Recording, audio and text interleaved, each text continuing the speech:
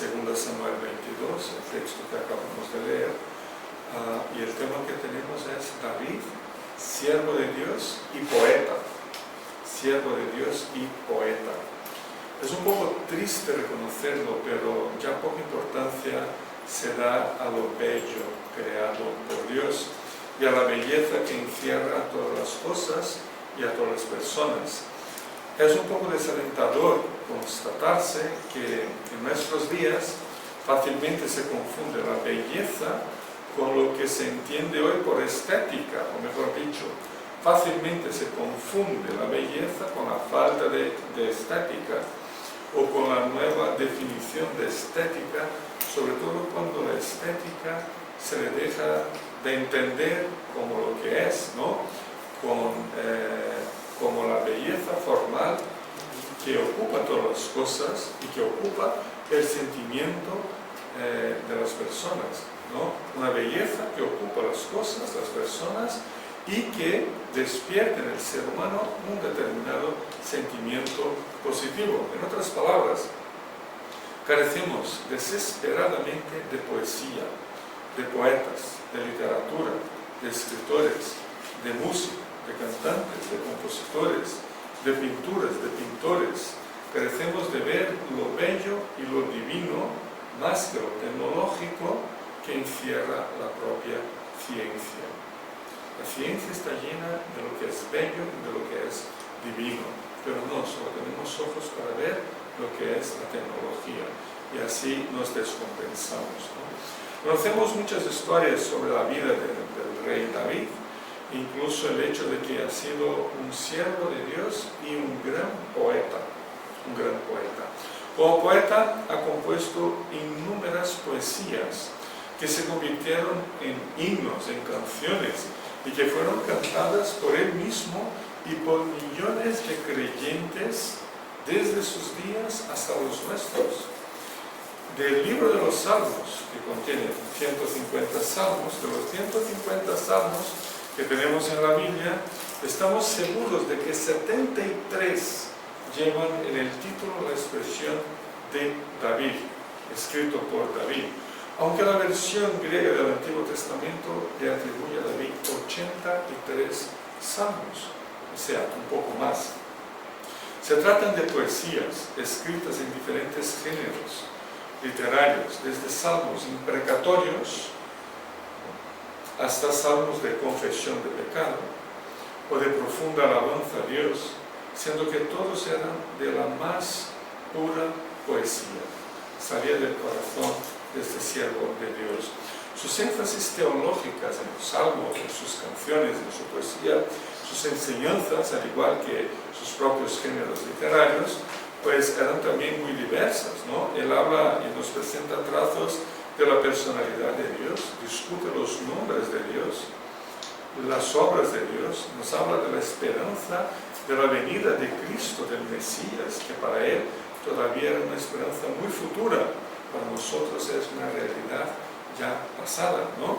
Nos habla de la salvación eterna, del arrepentimiento, de la confesión de pecado, entre muchos otros temas. Pero este capítulo 22 de 2 Samuel es también una bellísima poesía escrita y cantada por David, y que se repite en el capítulo 18 de los Salmos. La verdad es que 2 Samuel 22 y el Salmo 18 son idénticos. Son idénticos. Claro, respetando un par de pequeños detalles en el Salmo 18, pues, que es más reciente que Samuel, pues pequeñitos detalles, pero quitando eso, los dos textos son exactamente iguales.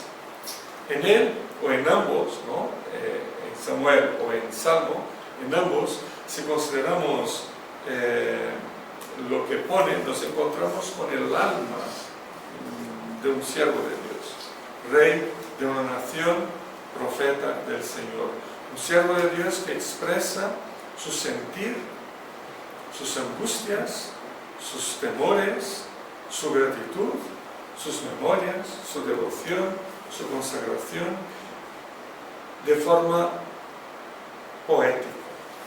en la más pura forma de poesía. Y en esta poesía conocemos el alma de este siervo de Dios, y así podemos comprender mejor cómo es el alma de un siervo de Dios. En primer lugar, el Salmo trata de una poesía de victoria y de gratitud. Tras todo lo que había sucedido con él en los últimos años, ¿no? La semana pasada estuvimos viendo el tema del pecado, del adulterio, el asesinato, las conspiraciones, toda la trama que tomó de asalto el alma de David, ¿no?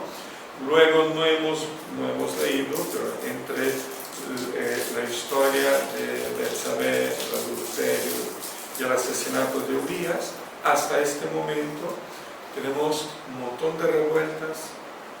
La revuelta de su propio hijo, Absalón, que le toma el trono a su padre. Él se queda reinando sobre una parte pequeñita del país, ¿no? Hay guerra civil, hay amenazas desde fuera, hay conflictos, hay muertes, hay humillación. No hemos tratado de todo eso, pero sabemos que todo eso pasó. Y tras todo ese sucedido en esos últimos años de su vida, desde su comprometimiento con el pecado hasta las consecuencias de sus actos, aunque se hubiera arrepentido, confesado y recibido el perdón divino, pero él tuvo que enfrentarse situaciones tremendas, ¿no? He mencionado algunas, me olvidé de una que fue quizás la primera de la secuencia, que fue una de las más fuertes para la vida de David, que fue el incesto de su hijo Amnón y su media hermana Tamar. Y luego el asesinato de Amnón por otro de sus hijos. Revueltas vergonzosas, pérdida del trono y todo eso. En realidad sabemos de muchos enemigos internos y externos que le siguieron tentando, provocando hasta su vejez, ¿no? El capítulo siguiente, y luego entrando a Primera de Reyes, vemos que ya estaba tan mayor David, tan mayor, que no podía ni con su propio cuerpo más, y todavía tenía que enfrentarse a revueltas dentro de su propia familia. Intentaremos tratar de ese tema de la vejez de David el próximo domingo. Pero al vivir todo eso, David por fin encuentra la paz, no sacando valor de su yo interior, sino que sacando valor del propio poder de la gracia de Dios.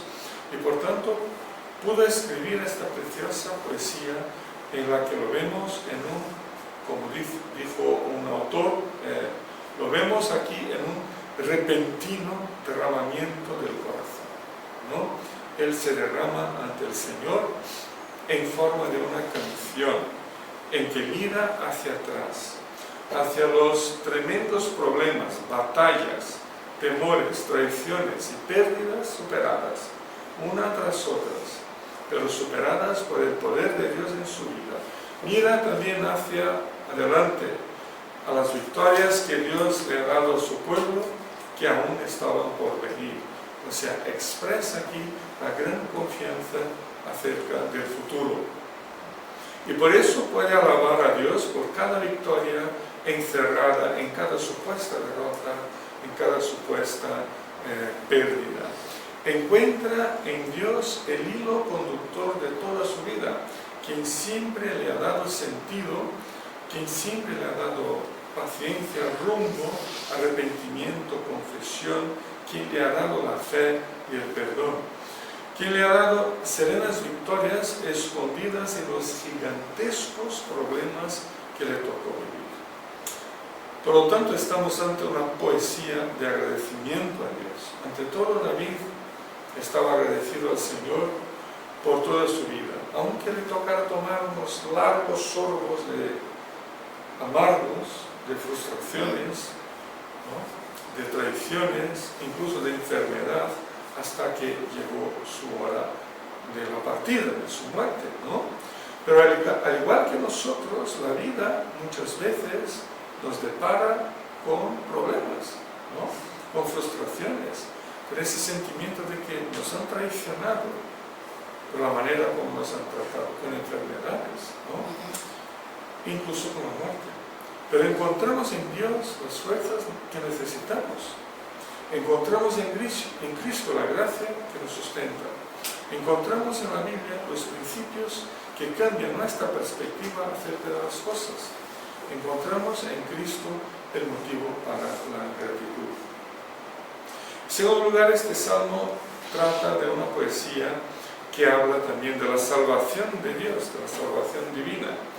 Frente a tanto sufrimiento, tantas pérdidas a lo largo de toda su vida, de todo su reinado, la manera tan viva, tan poética como David nos relata la salvación y los hechos de Dios a su favor, me refiero a los versículos 2 a 19, es largo, ¿no? 2 a 19, forma aquí un tremendo contraste con todas las desgracias que ha vivido, ¿no? David tiene que expresar la salvación de Dios frente a todos los problemas, desgracias y muertes y batallas que tuvo que enfrentar a lo largo de toda su vida.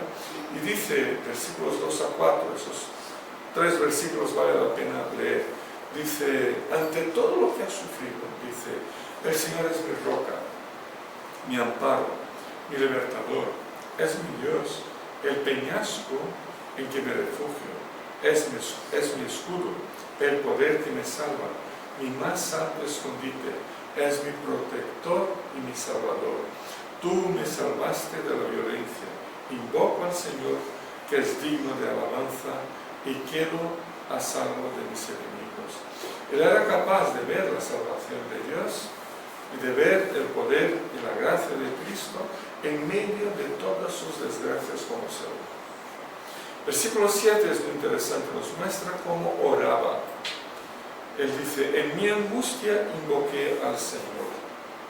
Nos muestra también la perspectiva de su propia espiritualidad personal al encontrar la respuesta de Dios. Cuando dice, y Él me escuchó desde su templo, mi clamor llegó a sus oídos. Los versículos siguientes hasta el 19 es la forma más poética encontrada por él para describir cómo la gran salvación divina, mejor, cómo el Dios permanentemente salvador estuvo con él en cada momento de su vida, en cada angustia que tuvo que vivir. La manera como nos presenta aquí esta salvación suena mucho más con la liberación de Israel en el Mar Rojo en la época de Moisés, ¿no? Es como si David estuviera meditando en el Éxodo, en lo que pasó en los días de Moisés, y se inspirara en esta historia para escribir su canción, ¿no? Muchos hermanos al leer estos versículos ven en ellos un revivir cúltico del Éxodo, de la alianza del Sinaí, una especie de actualización de la historia del Éxodo, de la liberación de Israel, se repite ahora con el rey David, ¿no? Una actualización de esa historia en la vida de él y de la experiencia de salvación del Éxodo, no solo para David, sino que también es el protagonista de nuestra propia salvación. Él recibe el perdón de Dios y salvación de Dios, nosotros también. Es como si una parte de la Biblia, que es el Éxodo, cobrara vida en otra parte de la Biblia, en la historia de David, ¿no? Es la palabra de Dios siendo asumida por David ahora como parte viva de su propia historia y de su propia vida. La salvación y los libramientos de Dios están encarnados en la historia de vida, así como lo están también encarnados en nosotros, que hemos sido alcanzados definitivamente por la gracia de Jesús. Al mirar hacia nuestro pasado, al mirar a mi propio pasado, puedo reconocer mis errores, mis fracasos, mis pecados, mis pérdidas. Pero la pregunta que me hago es, cómo los miro, cómo los comprendo. Veo en ellos la liberación del Éxodo, como David vio esa misma liberación en sus propias vidas. Veo en ellos la liberación de Cristo en mi vida. En tercer lugar, la poesía se trata de engrandecer al Señor. Versículos 20 a 30 lo vemos engrandeciendo, alabando al Señor por su justicia y por su salvación. Puede parecer a primera vista, ¿no?, a simple vista, que los versículos 21 a 24, si los tenéis por ahí, el poeta alza su propia justicia personal como causante de la salvación divina, es decir, palabras como el Señor me ha pagado conforme a mi justicia, ¿no?, me ha premiado conforme a las limpiezas de mis manos, ¿no? Parece que él está diciendo, eso es obra mía, yo me he salvado a mí mismo. Sin embargo, aunque use ese lenguaje, esa forma de expresarse se queda dentro del marco de los límites de una referencia limitada por toda la poesía a la obra del Señor. Una poesía en la que el Señor es claramente el protagonista de la salvación. Versículo 28, pues con su mirada humilla a los altaneros, ¿no? Si alguien dice estas palabras, Dios me paga conforme mi propia justicia, pues por ese orgullo, ¿no? La respuesta del mismo salmista es, el Señor humilla a los altaneros con su simple mirada. Y es por tanto el Señor es el único que merece ser agradecido y alabado por ello. Y eso es lo que hace David, ensalza a Dios por su fidelidad, por la victoria que le ha concedido a lo largo de su vida. Incluso esa palabra fiel, versículo 26, ¿no?, que se refiere a Dios, se puede traducir mejor por benigno o por amor fiel, un amor eterno, la clase de amor divino que se refleja en su alianza eterna de salvación que ha sido concretada por la obra redentora de Cristo. Por tanto, únicamente Dios puede ejercer esa clase de amor eterno, porque se trata de un amor con el que únicamente Él puede amar. Nadie más nos puede amar con ese amor, sino únicamente el Señor. Solo Él lo puede dispensar a sus hijos.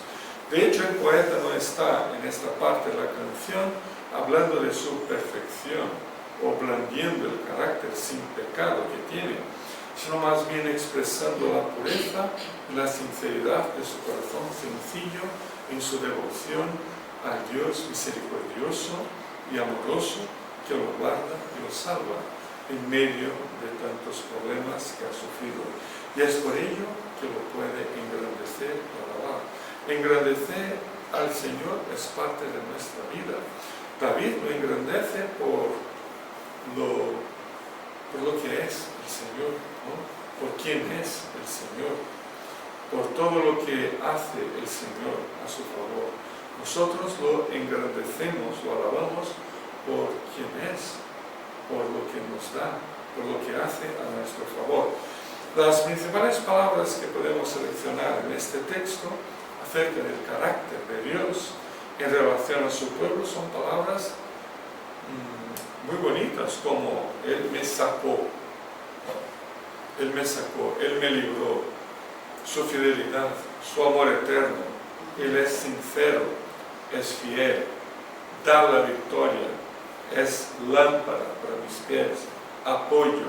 Y la última que dice David, Dios mío, Dios mío. Por otro lado, encontramos también un grupito de palabras que nos ayudan a ver la respuesta humana frente a Dios, frente al Dios que salva y que libra. Palabras como justicia, es una respuesta humana. Si estamos ante el Señor que nos salva, ¿cómo le respondemos?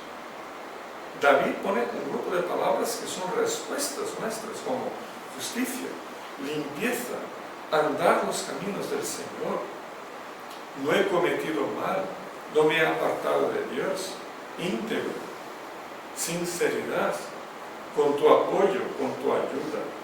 La respuesta humana es una respuesta de consagración, de servicio, de alabanza. En cuarto y último lugar, se trata esta poesía de una poesía que está profundamente inspirada en la tradición bíblica, como lo podemos ver en la parte final del poema, los últimos versículos. El claro monoteísmo del versículo 32, ¿no? Solo Dios es el Señor, eso afirma el poeta, solo Dios es el Señor. No hay otro Dios, no hay dioses, ¿no? Yo no soy un semidios, solo Dios es el Señor. El monoteísmo, muy claramente presentado aquí, y el uso de la palabra roca. Versículo 2, pero también el versículo 47 de este texto, ¿no? Ambas cosas, el monoteísmo de David y la palabra roca, en referencia a Dios, nos remite otra vez a Moisés. Antes David se había inspirado en la liberación del Éxodo, ahora en el Cántico de Moisés. Tenemos el Cántico de Moisés en el capítulo 32 de Deuteronomio. Deuteronomio 32, versículo 4 y versículo 31, Moisés usa claramente la palabra roca. Hemos leído antes en el culto Deuteronomio 32, 4, ¿no? O sea, claramente el poeta David se inspiró en Deuteronomio 32 al componer esta parte de su poema, de su canción. Él volvió a la fuente, a Moisés, a la tradición más profunda de su pueblo, a la ley, a la palabra de Dios. Y desde ahí pudo expresar sus sentimientos, su sentimiento de valor, de ligereza, de capacidad, de enfrentarse a sus enemigos y poder vencerlos. Su sentimiento de angustia, de temor. La verdad es que no sacó ese valor empoderándose a sí mismo, ni rebuscando en su interior. Y ojo que si rebuscamos mucho en nuestro interior, es más fácil sacar de ahí trastos y basuras que valor y principios, porque somos pecadores, ¿no? Otra cosa es la imagen que buscamos dar a los demás, de una persona que saca de sí mismo todo el valor. Pero el valor, la capacidad, la victoria, el honor, los principios que David lo encontró únicamente en Cristo, en la roca. Son las palabras que él repite de Moisés, en la roca de su vida, el Señor Cristo. Y para tanto tuvo que volver sus ojos, su mirada, hacia el interior más denso y más profundo de la tradición bíblica. Se fue al Cántico de Moisés y ahí pudo comprender mejor la personalidad y las obras de Dios. Y solo así fue como pudo escribir las bellas palabras de los versículos 47 al 51, que vale la pena leer otra vez. Dice: el Señor vive, alabado sea mi roca, exaltado sea Dios mi Salvador. Él es el Dios que me vindica, el que pone los pueblos a mis pies. Tú me libras de mis enemigos, me exaltas por encima de mis adversarios, me salva de los hombres violentos. Por eso, Señor, te alabo entre las naciones y canto salmos a tu nombre.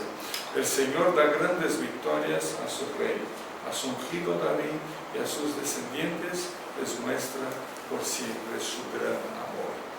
Volver una y otra vez a las Escrituras, a la fuente, a las enseñanzas más profundas, beber y alimentarse de la densidad toda de esa tradición que tenemos. Eso es lo único que nos alimenta. Es el aire que debemos respirar cada segundo. Como una transfusión de vida de Dios a nosotros. Apartarse de las Escrituras significa que seguiremos poquito a poco los caminos de nuestros propios corazones pecadores y egoístas. Pero admirar la vida de nuestro querido hermano David, también nos miramos a uno mismo. Yo no me miro a mí mismo, no podemos vernos, y yo puedo verme en él perfectamente. Como siervo de Dios y poeta, él pudo expresar su propio ser, pudo derramar su alma. Lo vemos como un hombre abierto ante el Señor, entregado al Señor, arrepentido de sus pecados, amante de la palabra de Cristo, consagrado a su servicio. Necesitamos más poetas, más escritores, a más predicadores, a más abogados, a más ingenieros, más informáticos, a más albañiles, profesores, amas de casas, con esa misma poesía de David en sus corazones, expresándole a Cristo todo su amor y su devoción. Apuntemos a esta vida de siervos de Dios y poetas del Señor. Amén.